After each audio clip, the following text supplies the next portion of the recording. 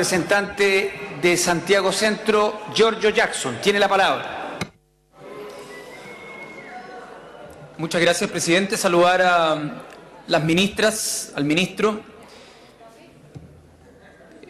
Creo que hay que partir felicitando y reconociendo la valentía del gobierno en esta materia, de llevar adelante un debate que es complejo, que divide aguas en la propia coalición de gobierno y que creo que es necesario para avanzar a una sociedad más libre, a una sociedad donde existan derechos más igualitarios entre hombres y mujeres. Creo que esto es un paso en esa dirección y creo que vale la pena el reconocimiento.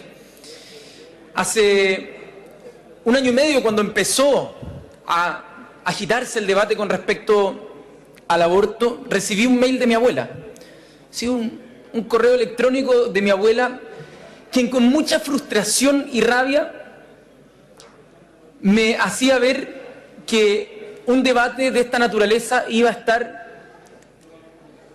ser decidido por hombres, mayoritariamente. Iba a ser decidido por hombres y era algo así como lo complejo que fue en su momento derogar leyes de la esclavitud o derogar también las mismas leyes contra el voto femenino por parlamentos, por gobiernos principalmente liderados por hombres.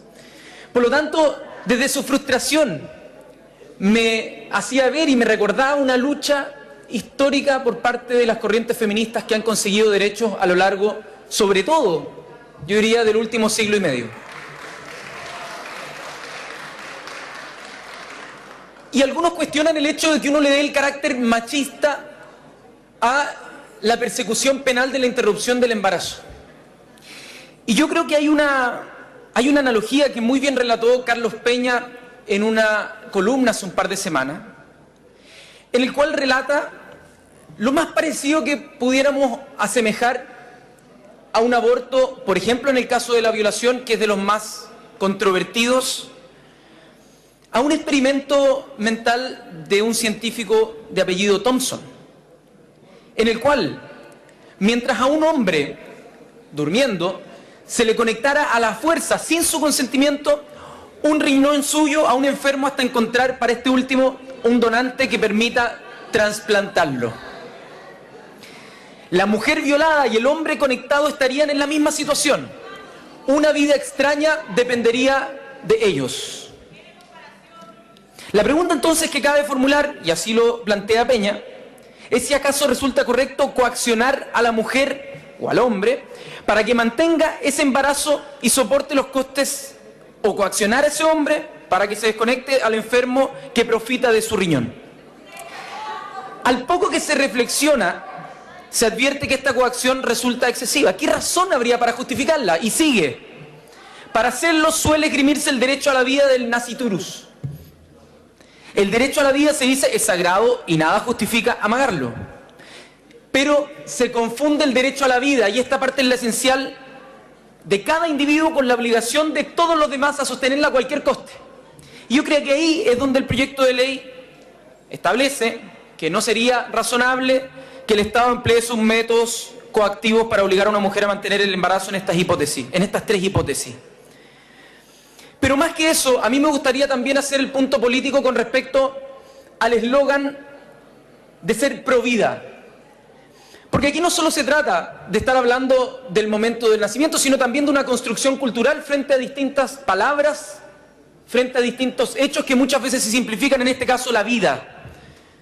¿Qué se propone detrás de un eslogan por parte de quienes heredan esa manifestación en términos de eslogan?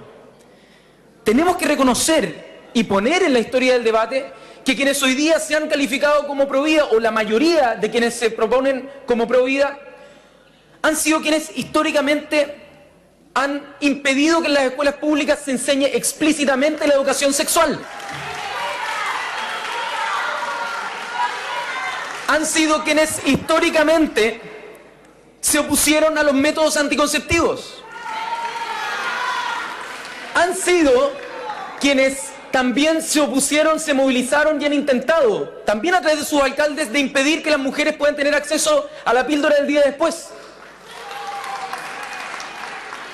Por lo tanto, yo no me compro el que sea solo el aspecto en el caso del aborto, sino que tiene que ver con los derechos sexuales y reproductivos de las mujeres. Es un tema más complejo que solo el tema del aborto en estas causales. Y como lo decía George Carlin, humorista y stand-up comedian estadounidense en tono burlesco, el eslogan pro vida, al parecer, por quienes lo defienden y las otras políticas que defienden, va desde la concepción hasta el parto, porque después, con el modelo social y económico de los mismos que lo impulsan, al parecer no es pro vivir, sino más bien pro sobrevivir, porque se le deja al arbitrio de las personas el rásquese que con sus propias uñas, sálvese quien pueda. Entonces, antes del parto, pro vida. Después del parto, es la ley de la selva. Y ahí es cuando uno también pide coherencia. Coherencia con respecto a las políticas privatizadoras en salud, o cuando se habla del TPP que va a aumentar los precios de los medicamentos y gente no va a poder acceder y se va a morir. ¿Dónde están los pro vida?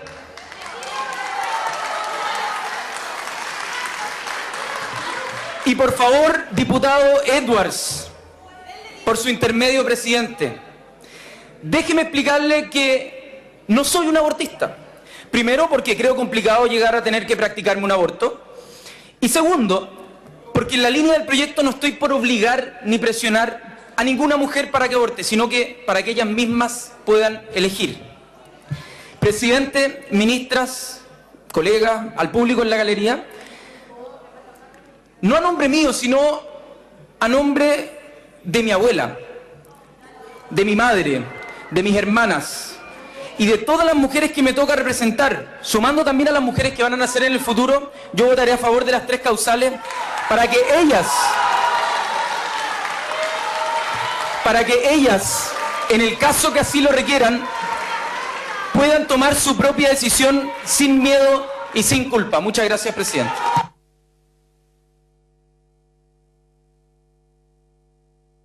En el tiempo de la Unión Demócrata Independiente hace uso de la palabra el diputado Felipe